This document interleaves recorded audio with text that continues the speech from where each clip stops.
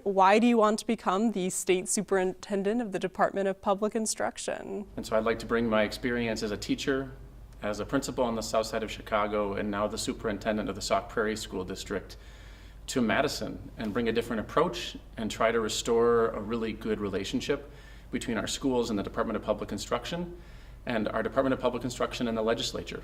How does your background inform the way you would navigate DPI? Education shouldn't be political. It shouldn't be a partisan issue. And I'm lucky that I've been a superintendent in Wisconsin's most purple county. Sauk County voted for Obama twice, then Trump, then Biden, then Trump. I got to be a superintendent in that space and making sure that I'm bringing everybody to the table to talk about what we want for our public schools. The current state superintendent, Dr. Jill Underly, has requested a $4 billion budget for the department. Do you think that's a reasonable recommendation? I mean, in a dream world, we certainly would have unlimited resources for schools, but that's not the reality. To go into negotiations saying, I want everything for one part of government, isn't seen as serious. And so I'm hoping that we can restart the relationship with the legislature. We are relying on property taxes too much to fund our public schools. We're also relying too much on referenda.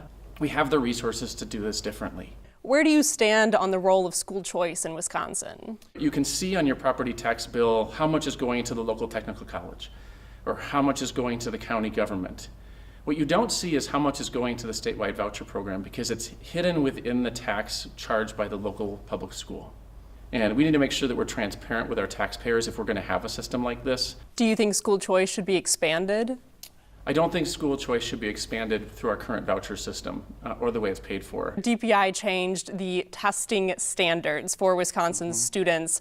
Where do you stand on that?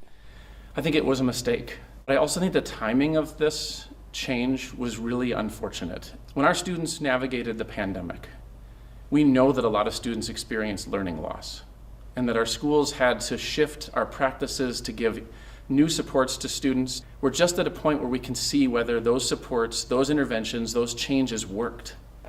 And right when we got to the finish line changed. In the wake of the fatal Abundant Life school shooting here in Madison, safety is a top concern for a lot of parents and students. How would you address safety as the leader of DPI? I'd be lying if I didn't say as a superintendent, this isn't something that I carry to bed with me every single night. I think as state superintendent, I have a responsibility to make sure that schools are embracing best practices around safety, that they're making sure that their staff has been trained appropriately. I also think that DPI has a role in partnering with the Office of School Safety and advocating for it to continue.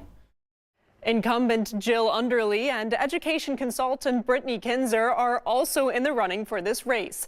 In the February 18th primary, the top 2 out of 3 candidates will move forward to the April 1st general election.